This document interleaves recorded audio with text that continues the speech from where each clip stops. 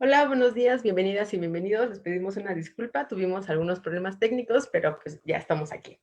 Pues, buenos días y bienvenidos a nuestro ciclo de charlas y conversatorios titulado Las mujeres, las niñas y la ciencia, escribiendo juntas nuestra historia, que se están llevando a cabo en honor al día de hoy, 11 de febrero, Día Internacional de la Mujer, la Niña y la Ciencia, proclamado en 2016 por la Asamblea General de las Naciones Unidas, con el objetivo de visibilizar el papel de las mujeres y las niñas dentro de la ciencia y la tecnología. El día de hoy tenemos el gran honor de presentarles a la maestra Itzel Torres Flores, quien nos presentará la charla Las mujeres de mi vida científica. Y pues les voy a platicar un poquito respecto a ella. La maestra María Itzel Torres Flores es psicóloga egresada de la UNAM y dado su interés por el cerebro, cursó una especialidad en neurobiología de la conducta en la Facultad de Psicología de la UNAM. A ella le apasiona la divulgación de la ciencia y para ella es algo muy importante, ya que trabajó como anfitriona dentro del Museo de la Luz de la UNAM y siguiendo su camino dentro de la ciencia, decidió hacer una maestría en neurofarmacología y terapéutica experimental en el CIMBESTAP. Actualmente cursa el doctorado en ciencias biomédicas por parte de la UNAM. Así que, sin más que decir, bienvenida maestra y le cedo la palabra. Hola a todos, muchísimas gracias por la invitación. La verdad es que es un honor bien grande estar justo celebrando un día que es tan importante para la visibilización de las mujeres en la ciencia, y no solo en la ciencia, sino en el mundo laboral en general. Entonces voy a pasar a mostrarles hice una pequeña presentación. Les prometo que hay muchos memes, entonces va a estar a mi gusto bastante divertida. Si no está muy divertida, me pueden decir, ¿sabes qué? No está divertida, y tampoco me voy a ofender.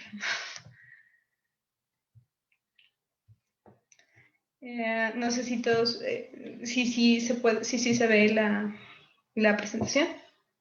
¿Me podrá ayudar el staff? Sí, sí se ve maestra. Ah, perfecto, muy bien. Bueno, entonces, cuando me invitaron a dar esta plática, me dijeron que podía hablar básicamente de aquello que me apasionara mucho. Y entonces decidí hablar acerca de las mujeres que han sido importantes para mi conformación como científica. Generalmente nosotros, cuando nos preguntan, bueno, ¿quiénes son los grandes científicos? Pues empezamos a pensar en grandes nombres como Newton, como Tesla, como Einstein, pero en general son pocos los referentes femeninos que existen en los libros de texto para poder como hacer que las mujeres se interesen en la ciencia. En el caso muy particular mío, dado que yo hago neurociencias, pues uno de los grandes nombres que salta siempre es Eric Kandel, ¿no? Y entonces todos decimos, bueno, queremos ganar un Nobel como Kandel y ser maravillosos. Y gracias a que poco a poco se ha ido visibilizando el papel de las mujeres, han empezado a sonar algunos otros nombres, sobre todo, por ejemplo, el de Marie Curie. Tan se ha empezado a nombrar el nombre de Marie Curie, que de hecho ya tiene una serie en donde nos muestra cómo fue su carrera científica y cómo fue que llegó a donde llegó. Sin embargo, yo no les quiero hablar de eso, más bien yo quiero hablarles de las influencias científicas más cercanas que he tenido y que me llevaron por un mal camino, digo, el camino científico, y dado que soy psicóloga y me encanta el chisme, todos los buenos psicólogos lo saben, entonces el asunto con esta plática es que yo les quiero mostrar estas mujeres que han influenciado y me han mantenido en la ciencia, y cómo es que estas mujeres fueron llegando de poquito a poco a su respectivo lugar en la ciencia. Entonces, voy a comenzar con un primer acercamiento. Cabe destacar que yo vengo de una familia básicamente matriarcal.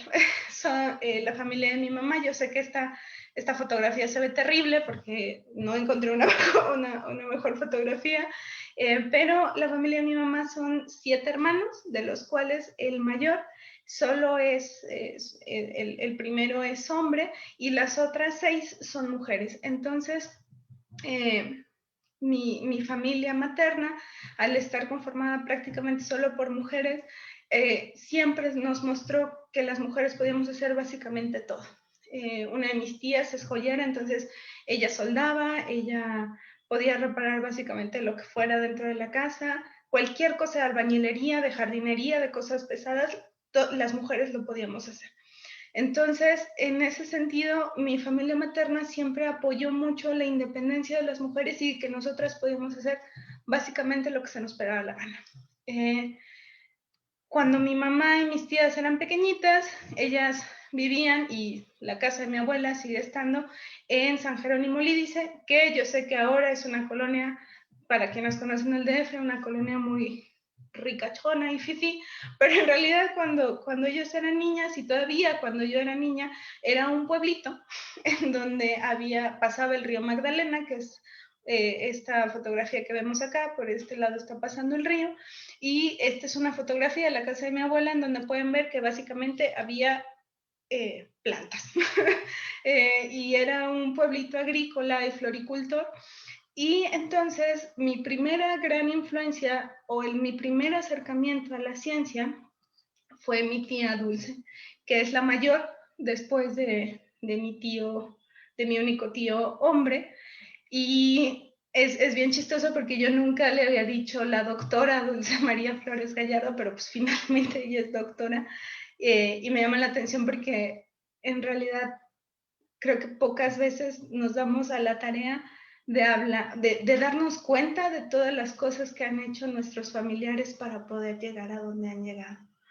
Entonces, cuando yo hablé con mi tía y le dije, oiga, quisiera saber cómo fue que usted llegó a la ciencia, pues me dijo, bueno, en general, pues yo viví, como les decía, San Jerónimo era un pueblito muy chiquito, lleno de huertas y de parcelas, y era un pueblo floricultor y horticultor. Cabe destacar que San Jerónimo está muy cerquita de la Cañada, y entonces cuando las personas bajaban de San Jerónimo a vender las flores y las hortalizas, bajaban con unas lamparitas y decían que ahí venían los brujos de San Jerónimo, que venían las brujas de San Jerónimo. Y hago esta pequeña aclaración porque yo creo que al final, y ya lo irán viendo conforme va la plática, cuando la ciencia te toca, básicamente te chupa la bruja. Entonces, vamos llevando y vamos llegando a la ciencia por una serie de eventos que no te dejan y no te sueltan. Entonces, bueno, mi tía, regresando a mi tía, ella en la secundaria descubrió la biología y le pareció fascinante. Porque descubrió por primera vez que había personas que trabajaban con todo lo viviente, y eso le pareció increíble. Después ella entra a la prepa número 6, a la prepa de la UNAM. Ella es generación 68 y esto marca un parteaguas en su vida, porque ella fue muy políticamente activa y para ella siempre fue importante que la ciencia o las cosas que ella hiciera tuvieran una repercusión social.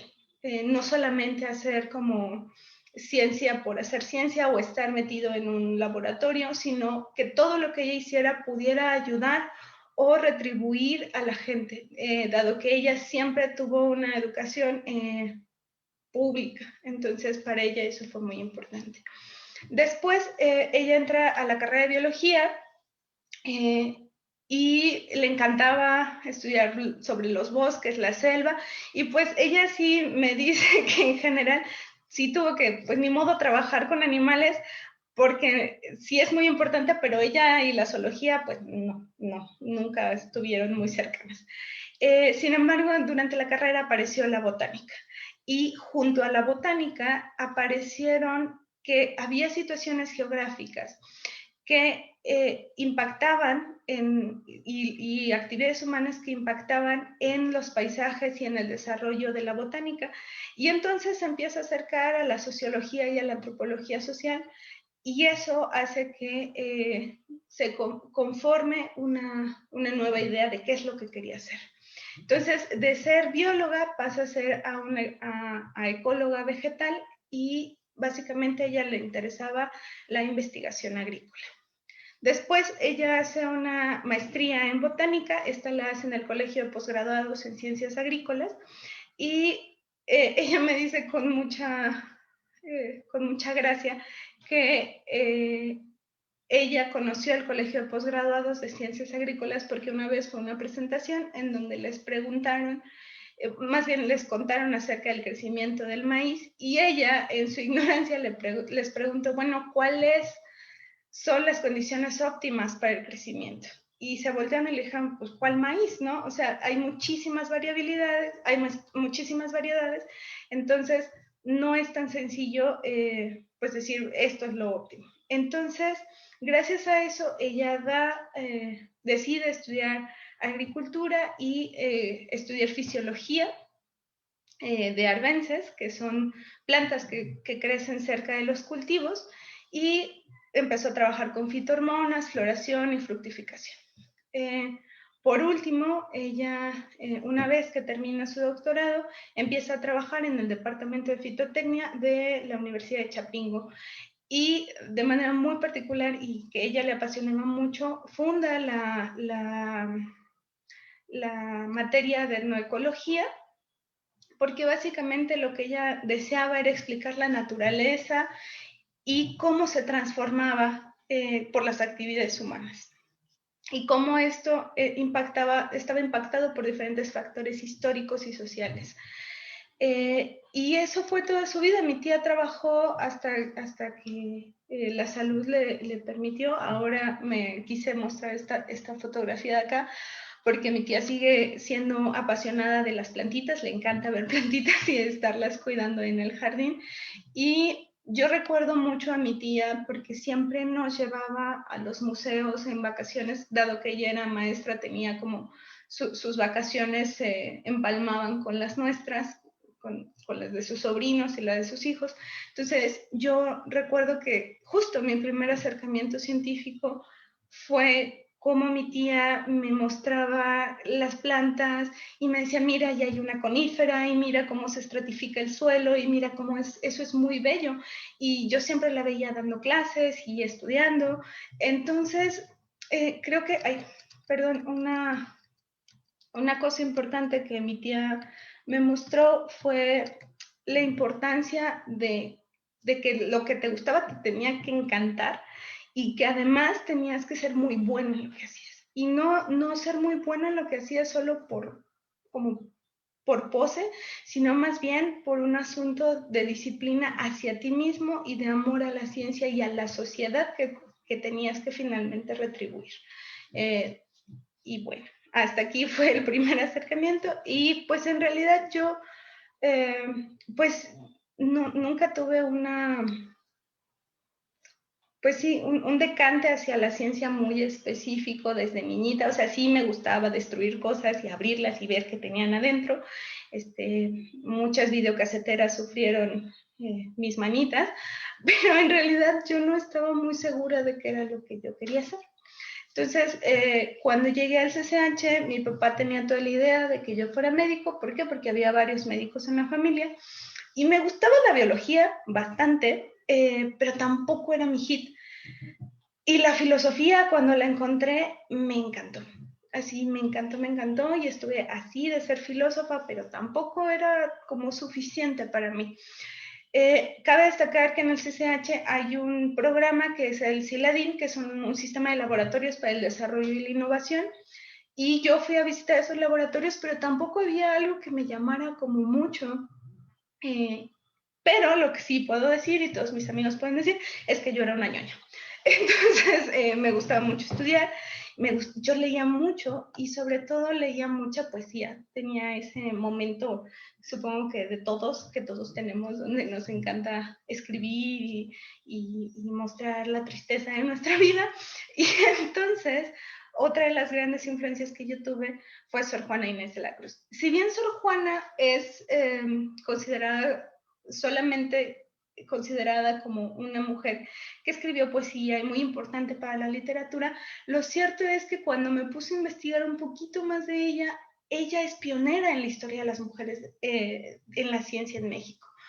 Si bien no tenemos muchos textos acerca de los hallazgos científicos de Sor Juana, porque casi todo se perdió y casi todo se quemó cuando deciden que ella ya no puede estudiar en los conventos, ella desde chiquita, pues intentaba convencer a su mamá de que la enviara disfrazada de hombre a la universidad, porque ella desde muy pequeñita aprendió a leer y escribir.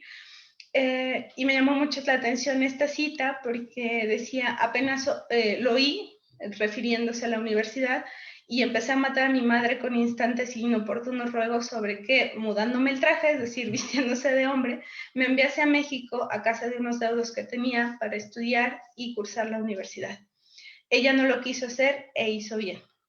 Durante su infancia, ella participó en un certamen científico con 40 eruditos en la Ciudad de México y ganó. Ella era súper inteligente y había estudiado muchísimo. Entonces, para las mujeres en esa época había dos opciones: o te casabas o te volvías monja. Y ella decidió irse al convento porque pensó que era la mejor manera para poder seguir estudiando. Y ella en su celda tenía una biblioteca. Hay algunos autores, bueno, algunos biógrafos que dicen que tenía alrededor de 500 libros, que en esa época eran un montón, y tenía varios instrumentos científicos, cosas muy similares a un microscopio, telescopios. Ella le gustaban mucho las matemáticas y la buena astrología. Con sus obras, con sus diversas obras, por ejemplo, con el poema del primer sueño, básicamente es una indagación entre científica y filosófica sobre el dormir y el sueño.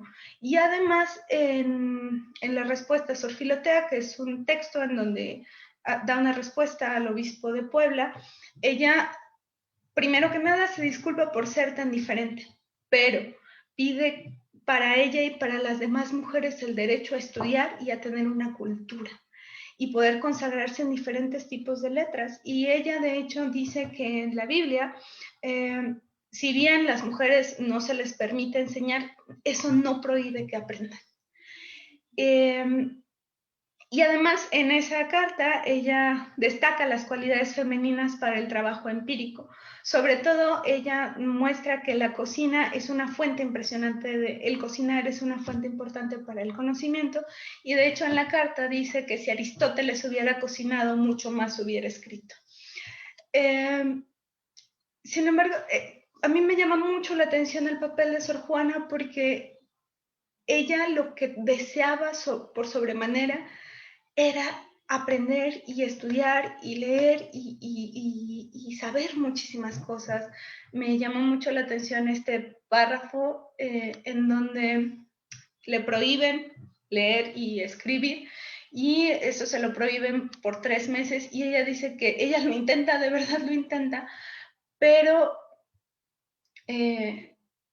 básicamente, ¿cómo no podía estudiar si las cosas que creó Dios estaban ahí y los libros eran básicamente la maquinaria universal, y que ella simplemente no podía detenerse, no podía pararse de estudiar? Y además cabe destacar que ella sí hacía observaciones, sobre todo en el ámbito de la física.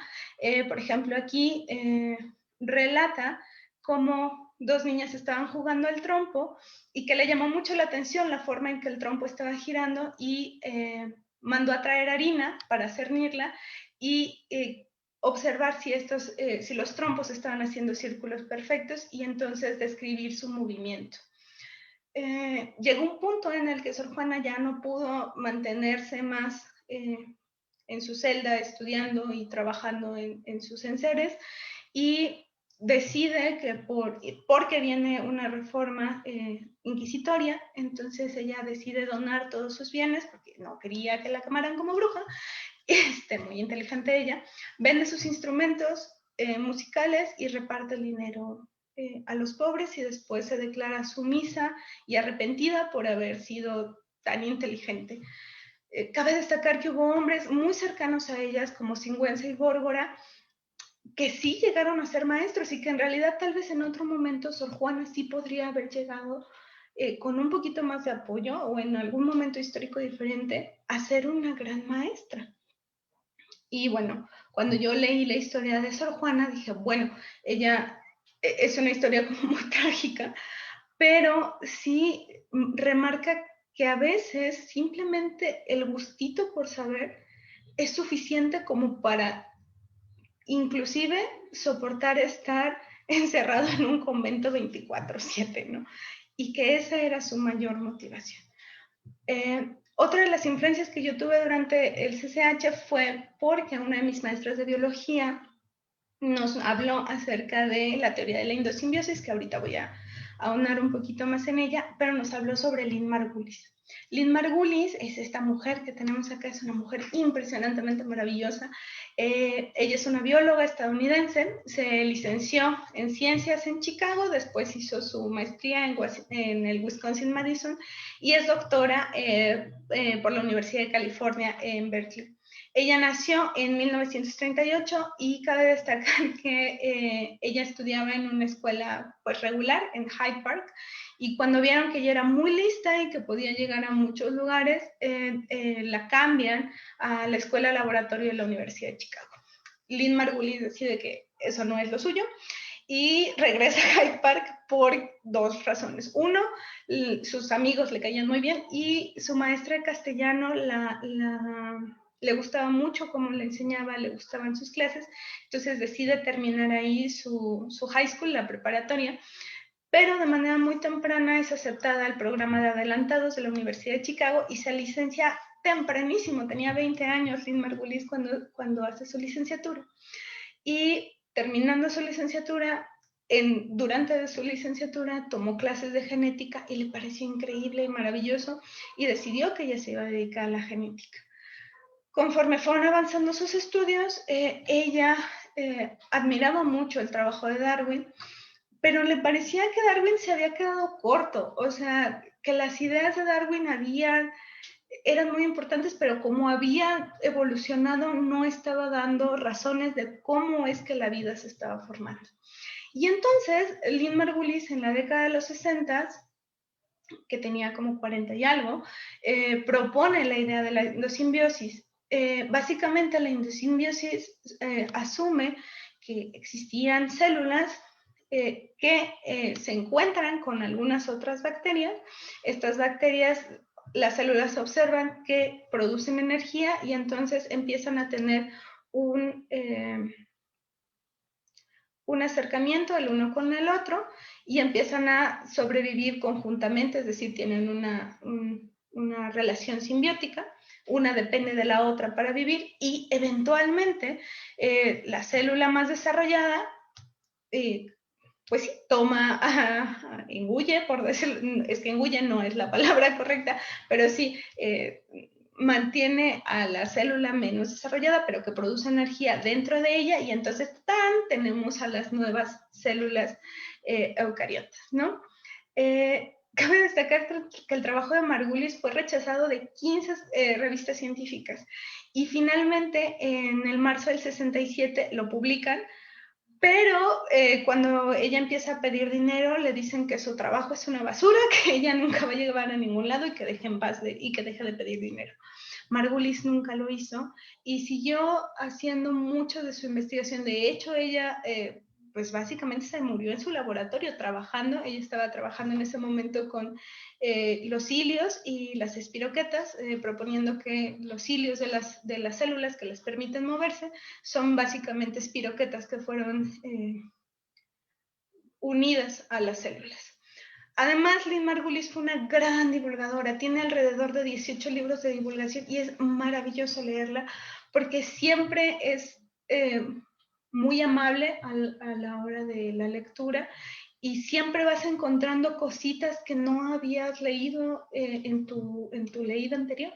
Entonces, lean a Lynn Margulis, no se van a arrepentir porque además no solamente habla de biología, sino que junto con su hijo, cabe destacar que Lynn Margulis fue esposa de Carl Sagan, su hijo también es cosmólogo, y entonces escribe acerca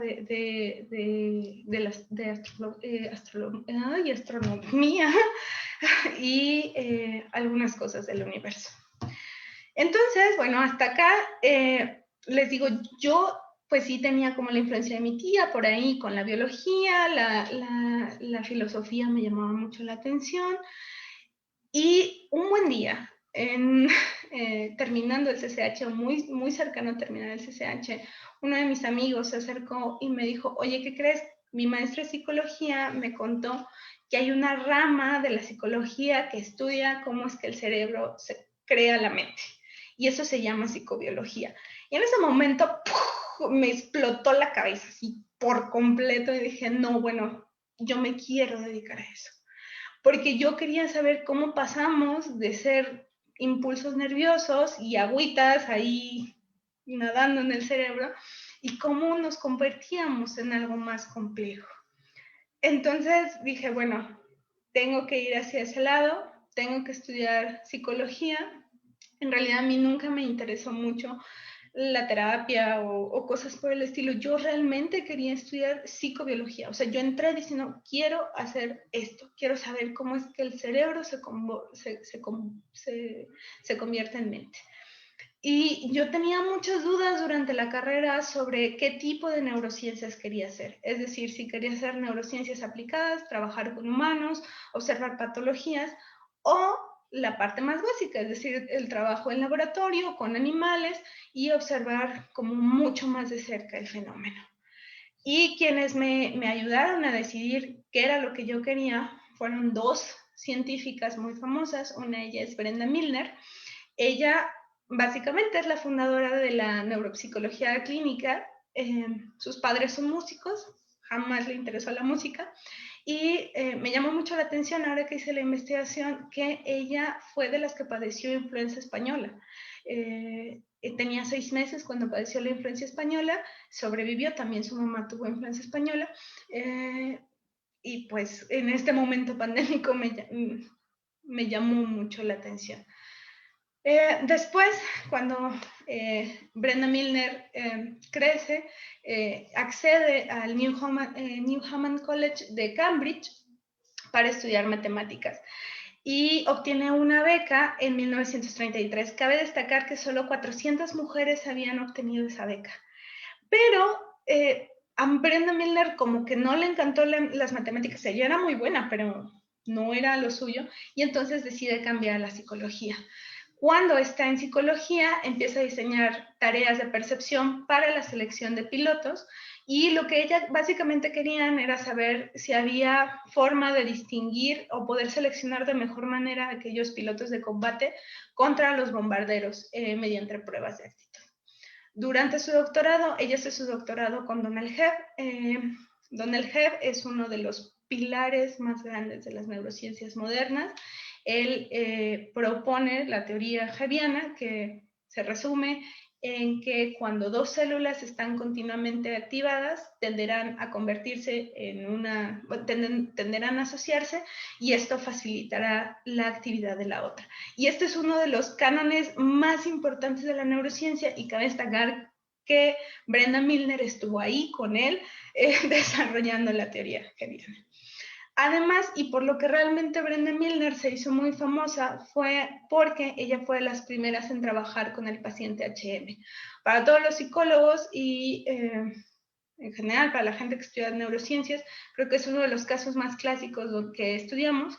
El paciente HM era un paciente que tenía convulsiones recurrentes, no eran controladas con medicamentos, y deciden hacerle una resección muy, muy grande del lóbulo temporal, que incluía la resección del hipocampo. El hipocampo es una estructura chiquitita que se encuentra en nuestro lóbulo temporal de este lado.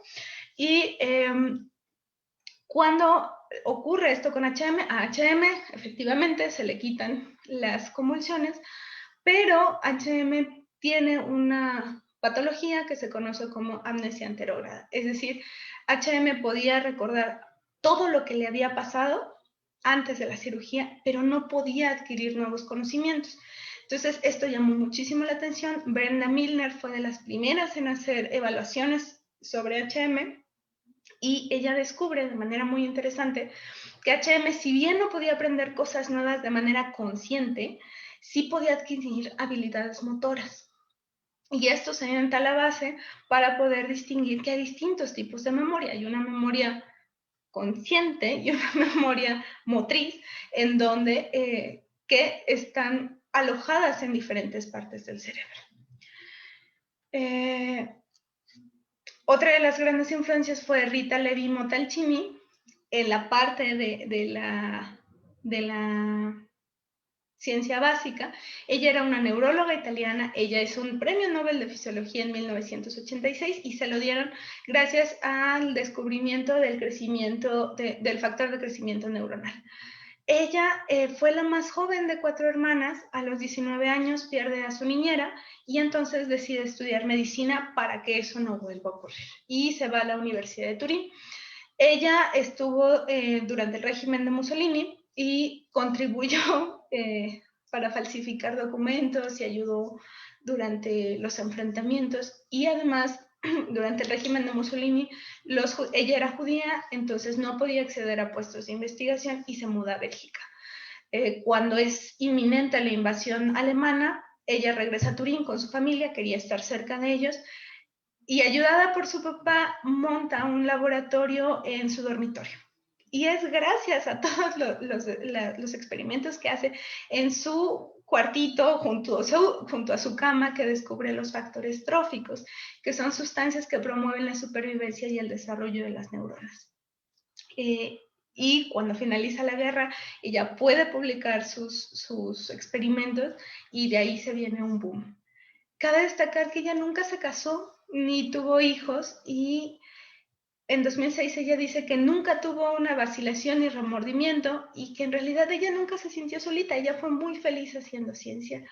Y esta es una de las frases que encontré que me pareció más maravillosa porque creo que tiene razón, que dice, tras siglos de letargo, ahora las mujeres jóvenes pueden dirigir la vista a un futuro moldeado por sus propias manos, porque ella sabía que cada vez más las mujeres estábamos impulsando la ciencia y estábamos más presentes, y creo que esto es súper importante porque ya estamos en una segunda generación en donde ya podemos justo hablar de influencias científicas de mujeres hacia mujeres. Y bueno, siguiendo con cómo fue mi desarrollo en la vida científica, cuando termino la carrera, cercanita a terminar la carrera, la Asociación Mexicana de la Ciencia tiene un programa que es el Verano de la Investigación Científica, en donde te becan, así, y te mandan a un laboratorio para poder empezar a hacer investigación. Yo tuve la fortuna de que me enviaran a un laboratorio en el CIMBESTAB, en Zacatenco. Ahí fue muy importante porque yo descubrí un mundo totalmente diferente de la UNAM y que me encantó. Y yo dije, yo quiero estudiar en el CIMBESTAB y yo quiero hacer ciencia, y ahí fue cuando dije, yo quiero hacer ciencia básica. Y entonces me decidí por hacer neurociencias básicas. E ingresé a la especialidad de neurobiología de la conducta y como dice este meme, pues sí fue un mercado de lágrimas. Cuando ingresamos éramos 2 alumnos, solamente hubo una egresada que fui yo, y en ese entonces yo estaba estudiando con el efecto de un suplemento alimenticio sobre diferentes paradigmas de memoria y ansiedad. Porque básicamente lo que a mí me interesaba en ese momento era estudiar la alimentación y cómo la alimentación impactaba en el desarrollo cerebral. Y como les digo, fue un posgrado complicado, muy doloroso. Y cuando estaba yo a punto de tirar la toalla, uno de mis amigos me dijo, oye, ¿por qué no vienes a ver a mi doctora del servicio? Porque tal vez ella te pueda dar ideas de cómo resolver algunos problemas técnicos que estás teniendo. Y entonces conocí a mi madre académica, siempre lo he dicho y le tengo todo el agradecimiento del mundo porque me recibió, me dio un lugar donde trabajar y fue, ay Dios mío, se me está acabando la pila, si me dan un segundo en lo que voy por mi cargador, perdón.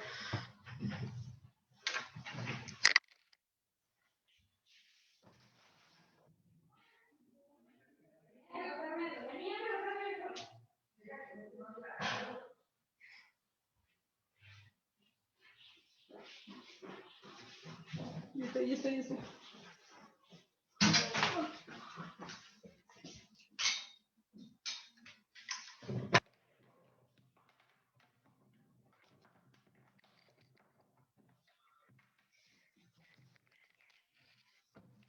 Ay, perdón, problemas técnicos, disculpen ustedes, para no fallar.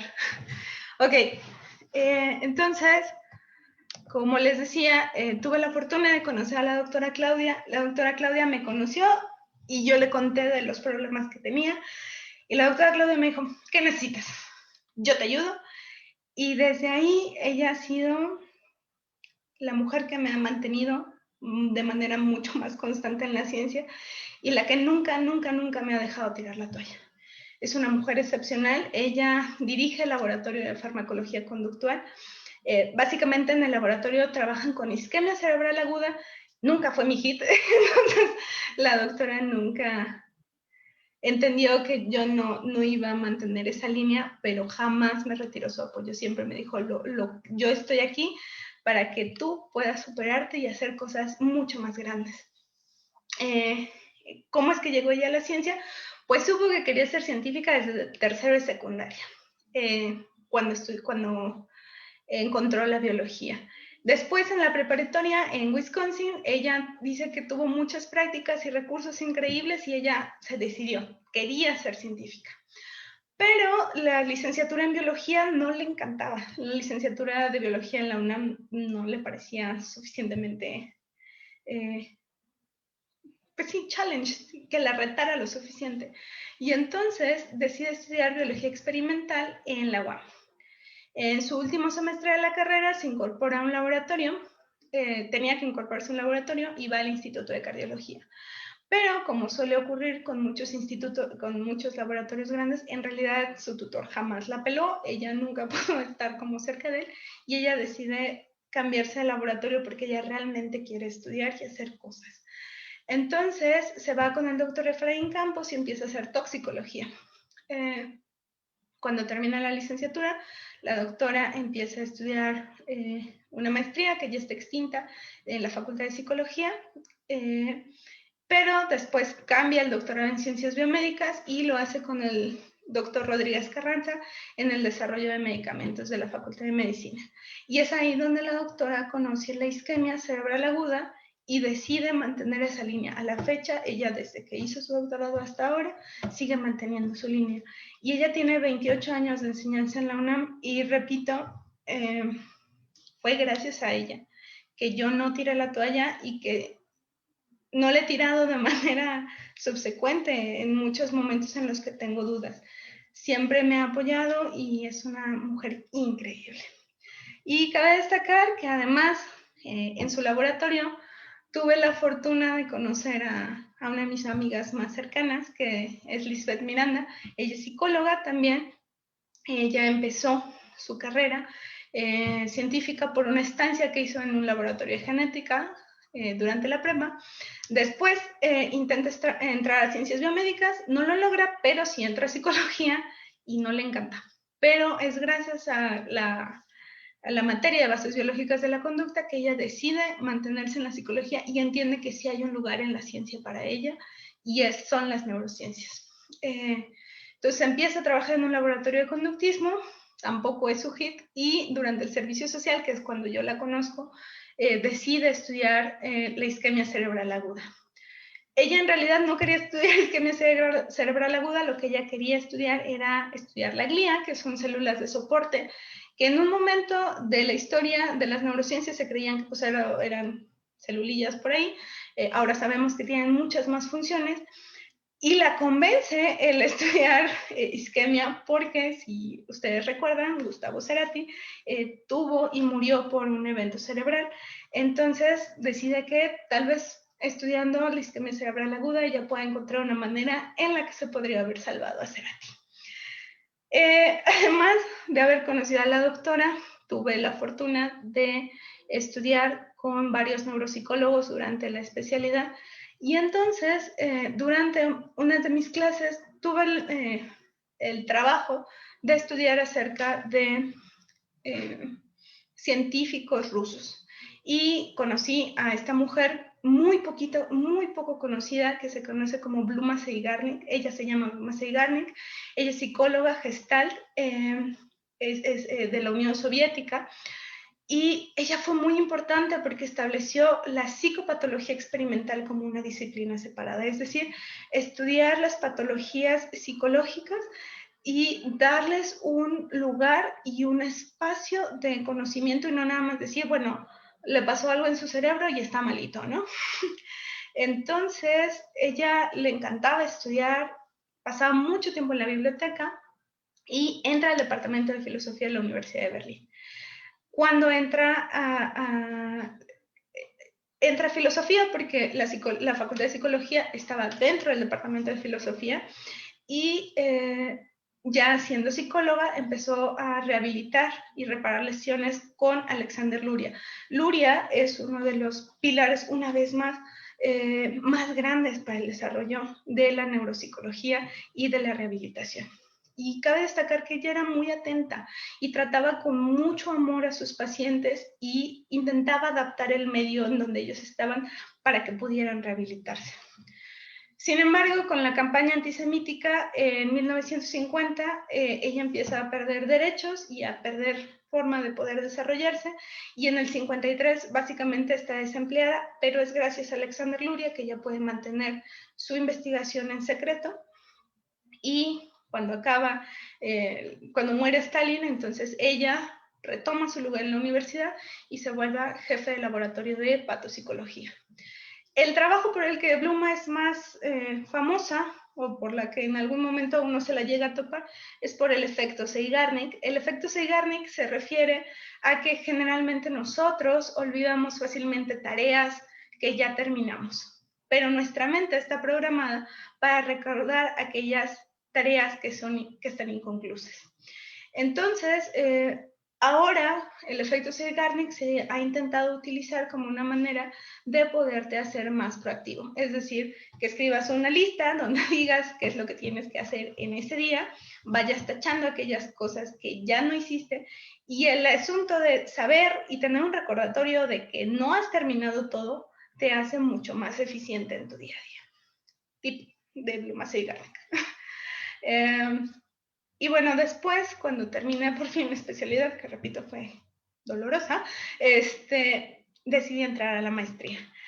Y si bien en este meme vemos que está uno llorando mucho porque la maestría, hace una maestría, decían, será divertido, lo cierto es que yo sí fui muy feliz en mi maestría, a mí me encantaba, fue una maestría muy complicada, porque estábamos viendo cosas que en la vida psicológica jamás en la vida habíamos visto, pero inspirada en el verano de la ciencia y en la doctora Claudia, dije, creo que puedo estudiar y creo que puedo seguir, y quiero estudiar farmacología y quiero seguir haciendo conducta. Y entonces estuve en cotutoría en dos laboratorios, un laboratorio de neurobiología de las adicciones y otro en neurofisiología del hipocampo. Y fue increíble porque en el de neurofisiología del hipocampo yo conocí la electrofisiología y me enamoré. O sea, para mí fue increíble la primera vez que escuché una neurona disparar. Y básicamente yo lo que hacía en la maestría era estudiar las alteraciones producidas por el tolueno, que es un disolvente orgánico que básicamente todos lo conocemos como la mona, aunque la mona tiene algunos otros componentes, pero básicamente es tolueno, y cuál era su impacto en la actividad de la corteza prefrontal. Y ahí descubrí mi otro segundo amor, porque yo quería estudiar funciones superiores, como la memoria de trabajo, como la toma de decisiones, y eso reside en la corteza prefrontal. Y entonces ahí fue donde dije, bueno, ya encontré qué quiero hacer y dónde lo quiero hacer. Quiero hacer electrofisiología y saber cómo las neuronas cambiaban eléctricamente, y dónde lo quería hacer, en la corteza prefrontal. Y durante la maestría, mi jefa de laboratorio de neurobiología de las adicciones fue la doctora Silvia Cruz Martín del Campo. Ella es una bióloga egresada de la UNAM, después hizo tanto maestría como doctorado en el CIMBES, y básicamente ella estudia drogas de abuso, sustancias de abuso. Hizo varias estancias postdoctorales en NIDA y en el Instituto de Psiquiatría. Ella es una gran divulgadora científica. Si ustedes quieren saber cómo es que las drogas afectan el cerebro de una manera fácil, sencilla y comprensiva para todo el mundo, hay varias ponencias de la doctora Silvia en en YouTube, y de verdad es una riqueza escucharla hablar. Y su principal descubrimiento fue que descubrió el mecanismo farmacológico a través del cual el tolueno afecta el cerebro. En un inicio se creía que el tolueno, al ser un solvente muy afín a las grasas, pues básicamente eso era lo que hacía, ¿no? Se pegaba a la membrana celular de las neuronas y las deshacía. Ella descubre que no, que en realidad el tolueno tiene blancos moleculares muy específicos en las neuronas que afectan canales que pasan iones dentro de las neuronas y que básicamente es como un alcohol muy fuerte. Y ella, ahora su línea de investigación se dedica al tolueno, pero también a los opioides. Además, durante mi estancia en el CIMBESTAB, tuve la fortuna de conocer a la ahora doctora Erika Gutiérrez Lara. Ella fue una de mis compañeras. Ella no estaba en la maestría conmigo, sino que ella tenía que tomar algunas materias porque había hecho su maestría en la Universidad del Estado de Morelos. Entonces el CIMBESTAB pedía que se hicieran algunas materias.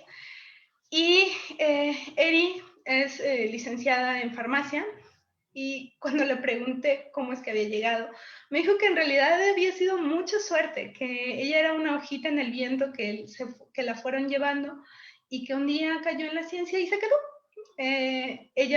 Su infancia fue en el campo, básicamente criando borregos y cosechando rabanitos. Y ella se sentía muy inspirada porque durante la secundaria y la preparatoria sus maestros le decían que fuera a diversas conferencias de la ciencia en tu casa, y eso a ella le fascinó. Cuando veía cultivos con el agar y pones tu manita y ves cómo crecen las bacterias, le parecía fascinante. Y como muchos de nosotros, veía el Canal 11 y veía a Big Man, y entonces se sintió muy inspirada por ellos. Y decidió estudiar una carrera científica, pero básicamente siempre le encantó la farmacología y la síntesis de medicamentos.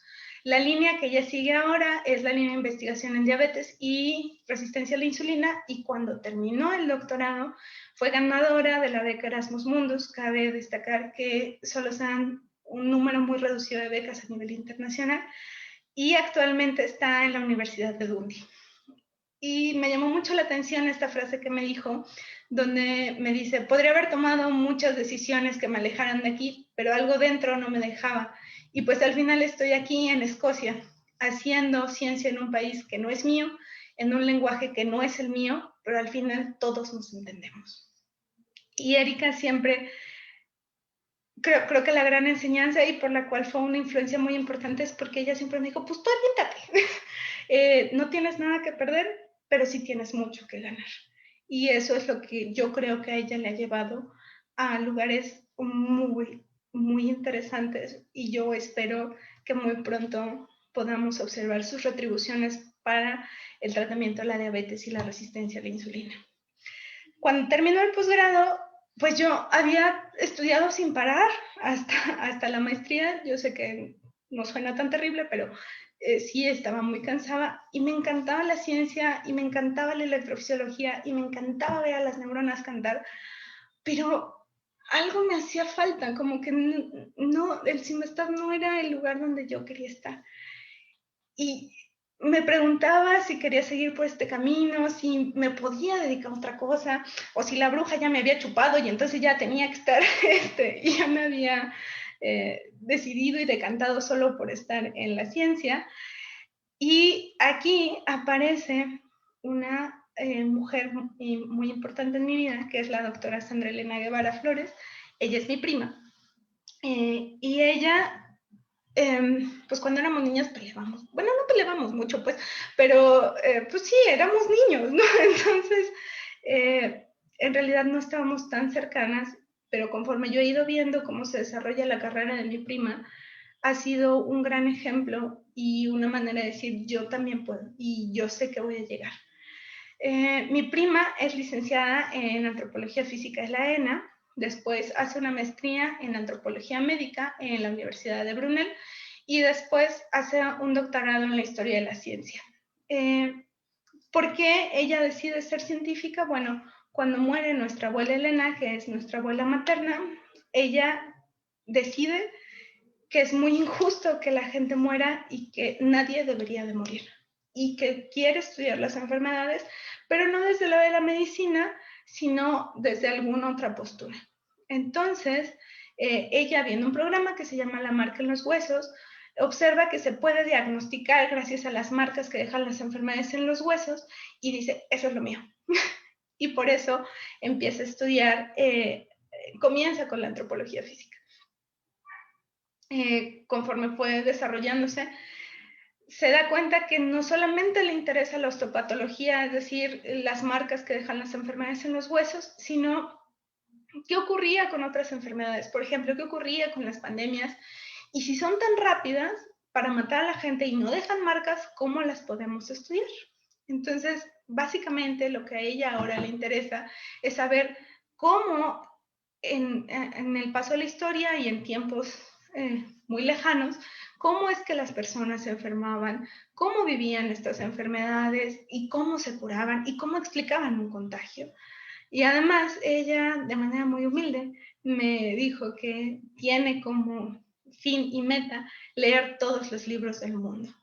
Entonces, eso le impulsa a seguir siendo científica y a seguir aprendiendo. Entonces, sintiendo mucha admiración por mi prima y muchas ganas de seguir por ese camino, decido estudiar mi doctorado en ciencias biomédicas. Y bueno, ¿de qué trata mi doctorado? Pues, de muchas cosas. No, no es cierto.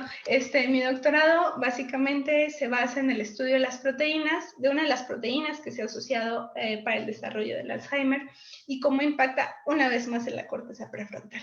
Sigo haciendo electrofisiología, ahora no solamente hago electrofisiología en rebanadas, sino también lo hago con animales que se están moviendo y además regresé a uno de mis grandes amores, que es la conducta, y ahora hago mucha, pero mucha conducta.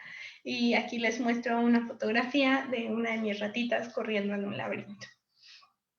Y el doctorado es complicado, o sea, me encantaría decirles que la ciencia es muy amorosa y dulce y te lleva a cualquier lado, pero también es muy complicada. Y no solamente por ser mujer, sino por el hecho de mantenerte y de ser constante y de no decepcionarte y de mantenerte y decir sí puedo, sí puedo, sí puedo. Entonces, una de las mujeres que me ha inspirado mucho a últimas fechas es la doctora May-Britt Moser. Ella es psicóloga noruega, igual que yo. Ella ganó el premio Nobel junto con John O'Keefe y su esposo Edward Moser por descubrir las células del lugar. De hecho, en esta fotografía podemos observar que en su vestido va bordado las células que ella descubrió y por la cual ella ganó el Nobel. Ella nació en un pueblo muy chiquito en Noruega. Intenté poner el nombre y aprender cómo decirlo, pero es noruego, no sé qué hablan en noruego, pero es muy complicado. Ella es la más pequeña de 5 hermanas, su papá es carpintero y su mamá es ama de casa. Y ella nunca tuvo una relación muy cercana con la ciencia, o sea, ella soñaba con ser veterinaria o estudiar una carrera, eso sí lo sabía, no quería ser ama de casa, quería estudiar una carrera, pero tampoco nunca fue una gran estudiante y ella lo dice en varias de sus entrevistas que ella nunca se consideró ni una buena estudiante y tampoco sus maestros, ¿no? Entonces que a ella le costó mucho trabajo llegar, pero estudió en la Universidad de Oslo Psicología. Originalmente ya había sido aceptada en la Facultad de Odontología, pero decidió no hacerse eso y se fue por la rama de la psicología y durante la carrera conoció a su esposo, empezó a hacer su doctorado y cuando estaba haciendo su doctorado sentía que tenía muchos problemas para mantener su relación con sus hijas y su desarrollo en el laboratorio. Entonces lo resolvió de manera muy sencilla, decidió llevarse a sus hijas al laboratorio y se acabó. Ella se volvió muy famosa porque descubrió las células, unas células que son muy importantes para determinar la posición y con esto hacer la representación espacial. Estas células se encuentran muy cerquita del hipocampo, que si se acuerdan, el hipocampo fue una de las estructuras dañadas con el paciente HM. Ahora, ella lo que le interesa es estudiar la relación entre el hipocampo y el aprendizaje social de las ratas Y de manera muy importante es cofundadora del Instituto CABLI, que es un instituto de neurociencias de primer nivel, que está estudiando la memoria y el hipocampo. Esta foto me gustó muchísimo porque podemos ver a la doctora Maybrit Moser junto con la doctora Brenda Milner, que fue invitada a conocer el Instituto CABLI. Además de las grandes científicas, como les he dicho, ha habido mujeres que en mi día a día me han mantenido y me han inspirado para seguir siendo científica. Una de ellas es la maestra en psicología Pamela García Saldívar. Cabe destacar que su papá, y ella siempre lo dice con muchísimo orgullo, su papá es un inventor y su papá inventa muchas cosas y es un hombre muy admirable. Ella es psicóloga, egresada de la UNAM y estudió y decidió estudiar psicología porque tiene un gran interés por el comportamiento violento. Y lo que quería saber era si las personas violentas tenían cerebros distintos, si eran estructuralmente distintos. Con este afán decide estudiar hacer su servicio social en la penitenciaría de Santa Marta y particularmente ella trabajó un ratito como perfiladora y agente de la Policía Federal, porque justo a ella le interesaba estudiar cómo es que las personas se vuelven personas sumamente violentas, sobre todo en un ámbito como en el que vivimos nosotros, en un país sumamente violento. La policía no la llena, decide que ese no es el camino y entonces decide estudiar la neuropsicología, porque quería saber cómo los daños y la rehabilitación afectaban los cerebros. Y básicamente, haciendo neuropsicología, ella se da cuenta que el comportamiento violento es muy, muy complejo y que no se puede pensar en que solo es un cambio estructural aquello que produce el comportamiento violento. Entonces renuncia a esa parte de estudiar la violencia, pero lo que sí le interesaba era saber que la rehabilitación y todo lo que ella hacía como neuropsicóloga estaba funcionando. Y eso a mí me parece bien interesante porque muchas veces no nos ponemos a pensar si lo que nosotros estamos haciendo funciona o tiene una repercusión real. Y eso pasa mucho con los psicólogos. Si bien hay un cambio comportamental, ¿qué pasa? O sea, atrás del cambio comportamental tiene que haber un cambio cerebral, sí o sí. Entonces, ella quería saber eso, cómo había un cambio real, tangible ahí. Entonces, empezó a estudiar el doctorado en psicología, ahorita es candidata a doctor, y básicamente ya está especializada en resonancia magnética de monos rhesus, porque justo pensaba que los monos podían ser un buen modelo. Esta es una resonancia de ella, de un trabajo que acaba de publicar, donde podemos observar el cerebro de un mono y pensaba que era un muy buen modelo para poder estudiar cambios a largo plazo. Y yo sé que esto está un poco de más, pero Pamela programa de lo lindo.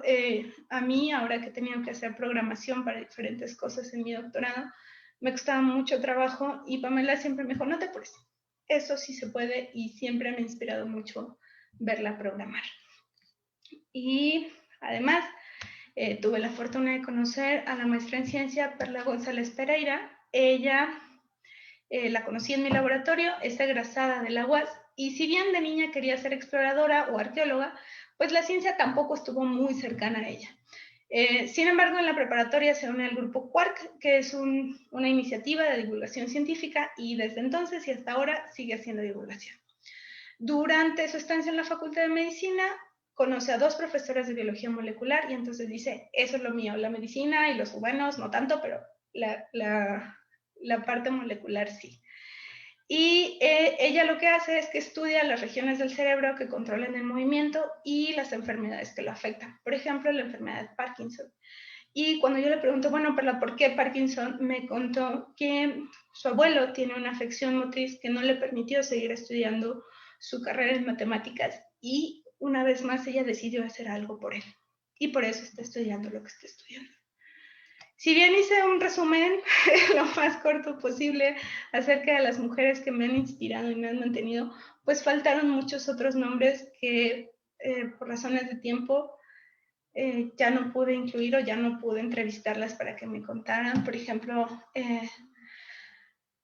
La doctora Guadalupe Flores, su clase durante la Facultad de Psicología fue muy pesada y muy terrible, pero me enseñó muchísimo y Guadalupe siempre me dijo que tenía que ser muy buena en lo que hacía y tenía que estudiar mucho.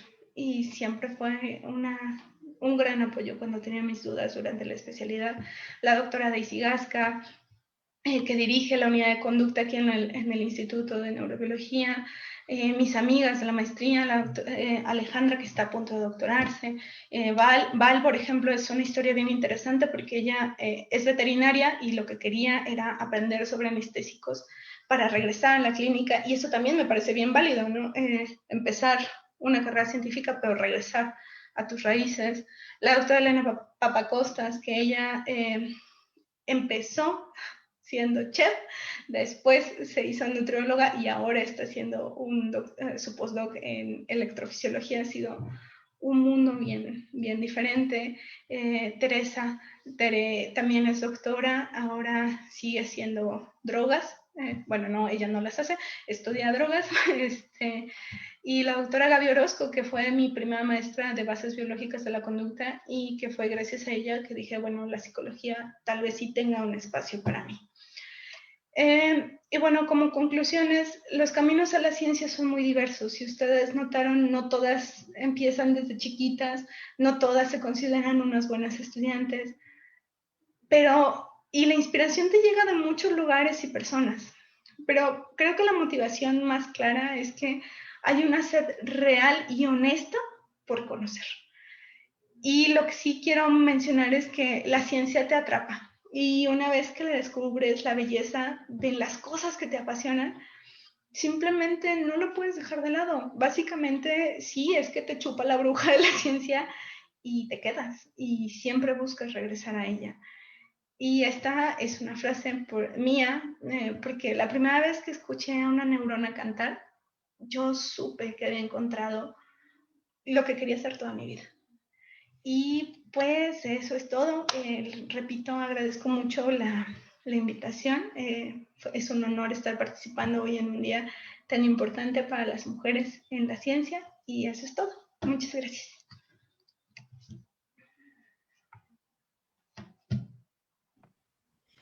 Muchas gracias, Mayra. En verdad, pues, wow, hermosa tu charla y la verdad, pues me motiva mucho porque justo empezamos con esta charla justo el día de hoy, ¿no? El día que es el Día Internacional de la Mujer y la Niña en la Ciencia. Y pues creo que tu charla nos motiva muchísimo, y no solamente eso, ¿no? La forma en la que hablas de, pues, de tus referencias femeninas, desde tu tía, mencionada Sor Juana Inés de la Cruz, como esta gran referencia aquí en México, todas estas investigadoras, todas estas científicas que te han apoyado y pues justo esta red de apoyo que tienes con tus amigas, con tus compañeras, en verdad, pues muchísimas felicidades. Gracias. Híjoles, pues estuvo hermosa tu charla y pues voy a pasar a leer algunos comentarios que nos están dejando. Gracias. En Facebook dice Olivia Flores, bien por el reconocimiento a Sor Juana. Emma Martínez Carrillo, una auténtica feminista. Maciel González dice bravo por reconocimiento a las mujeres. Y Lorena Apresa Rodríguez nos dice, hoy conocí a muchas científicas. Olivia Flores, gracias por mostrarnos que los caminos hacia la ciencia son bien diversos y son descubrimiento constante. Y pues creo que así es. No sé si haya comentarios o preguntas para nuestra ponente aquí dentro de la plataforma. ¿Algún comentario? Gracias por compartirnos tu historia. No, Sí, definitivamente. En verdad, muchísimas, muchísimas gracias por mostrarnos este pedacito que es de ti y en verdad pues estamos muy, muy conmovidas y insisto, muy, muy contentas de que hayas aceptado esta invitación. No, muchas gracias por la invitación. Yo creo que era muy sencillo hablar acerca de otras cosas, que por ejemplo puede ser muy complicada ser científica como mujer. Pero como les decía, creo que a veces te va llevando y vas llegando y simplemente es un asunto de no renunciar y de encontrar tus pilares, que muchas veces no son pilares femeninos, pero yo he tenido la suerte y la bendición de tener a muchas mujeres alrededor mío que me mantienen y que me hacen saber que la ciencia está cambiando y que vamos a ser nosotros nosotras las que vamos a ser importantes en esta ciencia. Y no solamente por un asunto de paridad de género, a mí me molesta mucho la paridad de género, sino por un asunto, al menos todas las mujeres que yo les hablé, yo sé que son grandes científicas, y no lo digo por amor, sino porque realmente son grandes científicas, y vamos a llegar muy lejos, y espero que muchas mujeres que hayan visto esto se sientan con muchas ganas de hacer el trabajo más bonito del mundo, que es ser científico. Vas a ver que sí, vas a ver que sí. Y justo nos dicen en los comentarios, excelente forma de compartir tu crecimiento profesional. Estoy segura que tú también has influido en el desarrollo de muchas científicas. Felicidades. Y sí, estoy completamente de acuerdo. Pues bueno, en verdad, muchísimas gracias, Mayra. Y pues en nombre de todas y todos los que conformamos Nexia Lab, les agradecemos a cada una de nuestras invitadas por brindarse pues el tiempo de estar aquí presentes y pues también a cada uno de nuestros seguidores. Les recordamos que todavía el día 18 y el 25 y obviamente durante todo el día de hoy se estarán llevando a cabo pues diversas charlas y actividades en honor al Día Internacional de la Mujer y la Niña y la Ciencia. Si quieren saber un poquito más al respecto, les recordamos que pueden consultar nuestro programa que está dentro de todas nuestras redes sociales y pues recuerden, nosotros somos Nexia Lab, divulgadoras y divulgadores de la ciencia. Así que pues hasta luego y pues muchísimas gracias Mayra y muchísimas felicidades. Gracias, nos vemos. Muchísimas gracias.